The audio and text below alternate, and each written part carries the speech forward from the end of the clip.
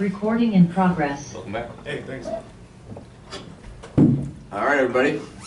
Both here in the room and also on Zoom, we're now joined by Gable Steveson, the national champion at 285 pounds, a heavyweight weight class, his second straight. So we will go around the room. We're going to start with Kyle, and we'll try to get to everybody, okay? So please let me know if you have a question. Gable, when did you first realize you'd like to be in the spotlight?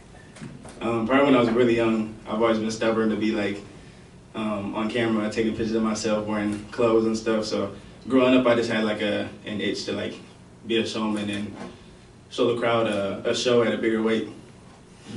Rachel on the left. All right, so looking at kind of like your lifestyle, your training habits, you're already a pretty big dude. And going to the WWE, you're probably still going to have to keep that mass. What is that going to look like for you in the future now? I'm just training hard. You know, I got a good supporting system with Triple H, Paul Heyman, guys like Brock Lesnar, and Vince McMahon's a genius, you know, so I hope that he can push me right, and who knows, you may see me at WrestleMania. Zeb. One of the most iconic endings to any NCAA tournament ever. The backflip, the shoes come off. I mean, it's Gable, signature Gable, right? It's what the crowd wanted. You gave it to us. The thing I like, though, is your shoes are back on you, so I'm telling myself that there's a possibility.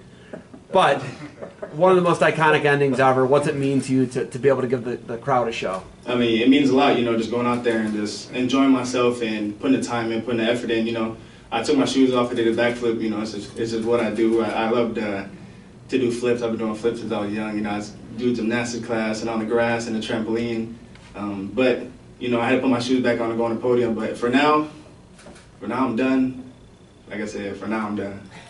Front left. Well, a few months ago you said you were going to retire the backflip. Why did you bring it back? It's just people love to see it, you know. People just chant it, and I would hate someone pays a lot of money to sit in their respective seats and they're chanting backflip and I don't do it. You know, I gotta put on that show for them.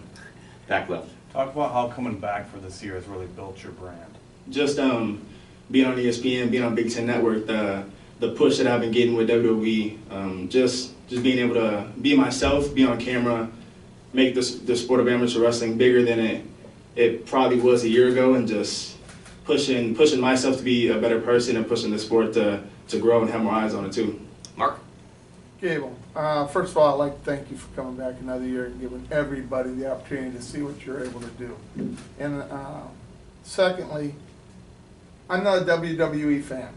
You know, growing up as a wrestler, Yeah. you know, and we used to have to watch it with my grandma. She was 90 years old. She believed everything that happened there was real. How can you not say that's real? I never understood it, but I will be a fan to watch you. Thank you. I appreciate it. I hope I gain many WWE fans as I take this next step. And like I said, just gonna keep putting my best foot forward and keep my head on straight. The next three are going to be on this side. We're going to go second row on the right.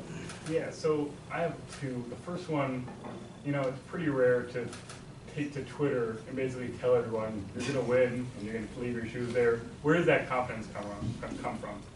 It's just built in me, you know. So ever since a kid, I just love to talk the talk and walk the walk. You know, like I said in the interview yesterday, if you score points, you're gonna win. And today, just shooting the best shots I possibly could on a bigger body like Coach Schultz, and who's a Greco specialist and who knows how to roll people up in 30 seconds to a minute. So just having that confidence to do that on a big stage is a lot. But you know, I feel like I'm built for this, and I'm built for the big stage. Mike. Gable, two questions. First, the fact that you were named Gable, you understood where that came from. How did you live with it as a child that you grew into the name? And also, when we start comparing great heavyweights, where should we place you among the great heavyweights? I think you should ask the first question to my mom. She's behind you. I did. And then the second question, I think there's so many good heavyweights. Bruce Baumgartner, Kyle Schneider, Adam Kuhn, Colton Schultz, Mason Paris. Look at the athleticism the guys are putting on that has been growing ever since we got to college. And you know, Lucas Davison, who I grew up near, and Fortis, Indiana. He was in Chesterton, so I feel like I stack up pretty high, and it might just be the best. Were you comfortable with the name Gable, though? I mean, understand the comparison? Yeah. Or was that never bothered you? No, I like that. I like that that target. I like that living up to the namesake, and I think I did a good job. Kyle. Speaking of that, you get to the WWE, what would you think about Dan Gable as a manager? And if he distracts the referee, what would you think about that? We're going to win a lot of matches. Back right in the green. Right after your match, you went up to your coaches before you did anything and just really slowly gave them a hug. Was that an emotional moment for you, knowing that you're moving on and kind of thanking them for everything they've done? You know, just Luke Becker, Brandon Eggum, Trevor Bramble, Zach Sanders, Dustin Slater. I mean, I can name so many people. Tony Nelson, they've been in my corner since 7th grade year when they were letting me come into the practice room for RTC, and I was getting whooped up. And funny story, I was wrestling with Chris Farr. Chris Farr was a 174-pounder, and in 7th grade I was about 180, but I was just, chunkier. And Chris Farr threw me into the wall, because that's what we like do. We wrestle hard, we go out there, and we want to dominate. So he threw me into the wall, and I looked at Eggum, and I smiled at him. And ever since then, he just knew that Gable was it. And that's the day things just turned. Skip back to Zeb on the left. Asked RBY, I'll ask you.